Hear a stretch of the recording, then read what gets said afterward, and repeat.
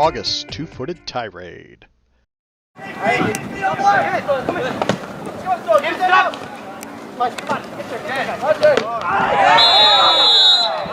What do you think? We really need the considerations on this one, and spoiler alert, we're probably not going to give a definitive yes, no, yellow, red answer at the end.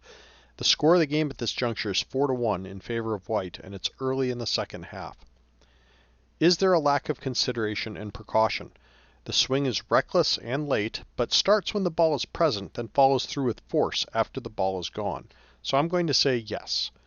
Does the defender act with disregard for the danger to the opponent and the consequences for the opponent?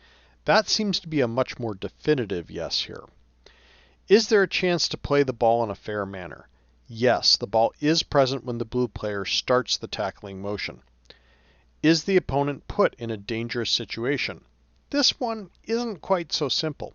The result of the challenge is probably yes, but at the start of the challenge I would not characterize the blue tackler's decision as one that is putting the white player in a dangerous situation.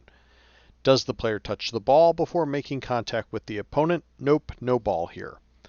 Does the player exceed the necessary use of force and/or use brutality? I think that's a yes to necessary use of force, no to brutality. This is a pretty hard swing which exceeds what is needed if you're trying to win the ball here and not just merely kick the ball into touch. But brutality, the end result sounds and looks bad, but it's not like the tackler is out of control. Does the challenge endanger the safety of the opponent? Certainly there's a risk of injury based on the end result and contact, but the defender did not leave his feet for this tackle. What degree of speed and/or intensity is used? This is a pretty high intensity tackle. Is there malice in the challenge? It does appear there's frustration here from blue. Considering the score, that he just lost out on a challenge to the ball seconds before this tackle to white 41, it's safe to assume that the intensity of the swing is in part due to emotional frustration. Malice seems like too strong a word, but if somebody were to argue yes, I'd say okay. Does the player lunge from the front, side, or behind? The tackle is from the front. Does the player use his studs? No. The contact is initiated with the top of the foot, certainly a hard surface using the metatarsal bones. On what part of the opponent's body is the contact made? The ankle. Is the tackler challenging for the ball? Yes. Put it all together, there's probably enough doubt here to go with yellow instead of red, which is what the referee opts to do. If blue 18 had previously been told to cool down, if the match temperature was flaring due to a series of rash tackles prior to this, and there was a need to escalate discipline, then red might be suitable. That was not the case in this moment, however, so yellow is a reasonable choice and one that we'll support with the current expectations for referees.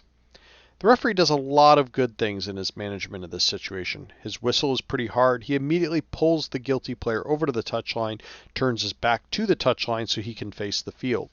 His card technique ensures that the player and the teams understand this is more than just a yellow.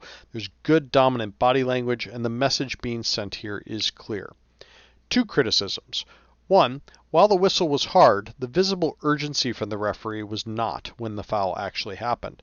He walks towards the touchline instead of coming in on a trot to show visible recognition that this is the kind of tackle that could lead to game disrepute or mass confrontation, especially considering it's right in front of the benches and spectators.